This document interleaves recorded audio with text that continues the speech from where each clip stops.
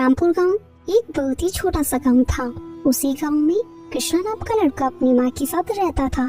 कृष्णा के बचपन में ही उसके पिताजी का किसी बीमारी के चलते देहांत हो चुका था। पिता के जाने के बाद उसकी माँ ने ही उसकी सारी देखभाल की थी। पैसों की तंगी होने के कारण कृष्णा की माँ उसको पढ़ा ना सकी, इसलिए कृष्णा को केवल मजदूरी के सिवा और कोई काम नहीं आता था। सुनो बेटा, आज घर में राशन नहीं है। तुम शाम को जब घर आओ तो चावल और सब्जी लेते आना।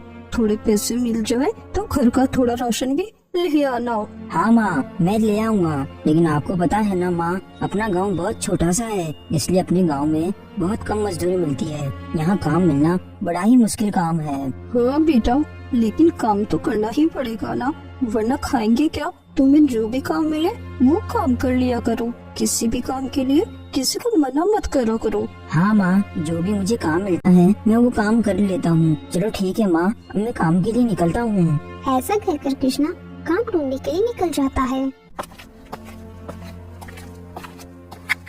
मेरे को समझ में नहीं आता कि मैं क्या करूँ। हर रोज काम ढूंढना बहुत मुश्किल हो गया है। करूँ तो भी क्या करूँ, पता नहीं कौन काम देगा। हे भगवान, आज तो कोई काम दिला ही देना हो। कृष्णा खुद से ये सब बोलता हुआ जमींदार के यहाँ चला जाता है। मालिक, आज आपके पास मेरे लिए कोई काम है क्या? अरे कृष्णा, तुम आज आने में इतना लेट कैसे हो गए? आज बहुत सारा काम पड़ा है, मैं तुम्हारी ही राह देख रहा था। ये देखो, तुम्हारे लिए बोरे पड़े हैं। इन बोरों को उठाकर तुम्हें गोदाम में डालना है, और अगर अब तुमने थोड़ी भी देरी की तो मैं किसी और मजदूर को बुला लूंगा। ऐसा मत बोलिए मालिक, कल आपने मुझे कोई काम नहीं दिया था, इसलिए आज मैं थोड़ा देर से आया हूँ। कल से मैं पक्का मालिक जल्दी आ जाऊँगा। लेकिन मालिक, आप ये काम किसी और को मत देना, आप मुझे ही काम देना, क्योंकि आपसे मिलने वाले पैसों से मेरे बहुत से खर्चे निपट जाते हैं। ठीक है, तो फिर तुम इन बोरों को अंदर डाल दो, और दिन तक एक गाड़ी और आ जाएगी, उसको भी खाली कर देना। फिर कृष्णा अपने काम पर लग जाता है और बैलगाड़ी से एक एक बोरी को उठाकर गोदाम में रखता है।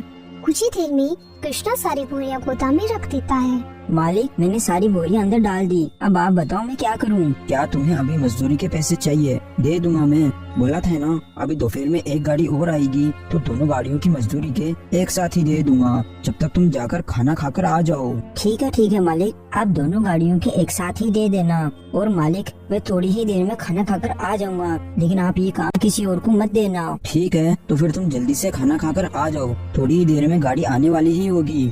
फिर कृष्णा वहाँ से चला जाता है और पास ही के ठेले पर खाना खाने के लिए जाता है। अरे रामू भाई, मुझे एक पराठा दे दो। कृष्णा, केवल एक पराठे से कोई भूख थोड़ी मिट जाएगी। और आज क्या बात है कृष्णा, आज तुम घर से खाना नहीं लेकर आए?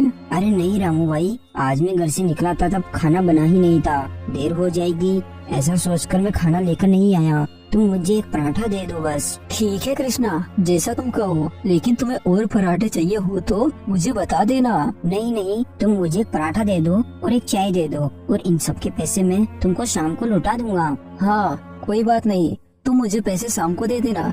लेकिन हाँ, एक बात और, जो अपने गाँव के मनीराम जी है ना, उनके कुएं में बाल्टी गिर गई है, तो वो बाल्टी निकालने के लिए किसी को ढूंढ रहे थे।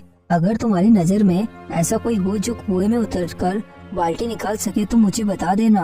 अरे रामू भाई, मैं ही चला जाऊंगा, मैं ही कुएं में उतरकर बाल्टी निकाल लूंगा। लेकिन रामू भाई, वो मुझे इस काम के कितने रुपए देंगे? देखो, इससे पहले भी उनके घर में ऐसा कुछ होता था तो कुएं से बाल्टी निकालने के 5 रुपए वो देते थे, तुम्हें भी उतने ही दे देंगे। अरे वाह, इतने से काम के 5 रुपए? ठीक है रामू भाई, मैं चला जाऊंगा, लेकिन इस काम के बारे में तुम किसी और से मत बोलना, मैं ही चला जाऊंगा। फिर कृष्णा पराठे खाकर वापस जमींदार के यहाँ चला जाता है। क्या रे कृष्णा, जहाँ जाते हो वहीं जाकर बातों में बैठ जाते हो। मैं तुम्हारा एक गाड़ी के लिए इंतजार कर रहा था। यहाँ देखो, 2 गाड़ियाँ आ गई है, और शायद तुम एक गाड़ी से ही सामान उतार पाओगे, तो दूसरी गाड़ी के सामान उतारने के लिए मुझे दूसरा मजदूर बुलाना पड़ेगा। नहीं मालिक, मैं सारे बोरों को गोदाम में अकेले ही डाल दूंगा, आप किसी और को मत बुलाइए। फिर कृष्णा सारे बोरों को गाड़ी से उतारकर गोदाम में रखने लगता है। बोरे उठाते उठाते मेरी गर्दन में बहुत ही दर्द होने लगा है, लेकिन अभी तो एक गाड़ी बाकी है।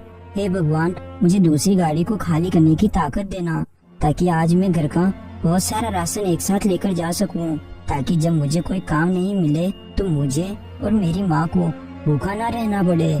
फिर कृष्णा धीरे धीरे करके दोनों बैलगाड़ियों को खाली कर देता है। सारी बोरियां उतारकर वो गोदाम में रख देता है।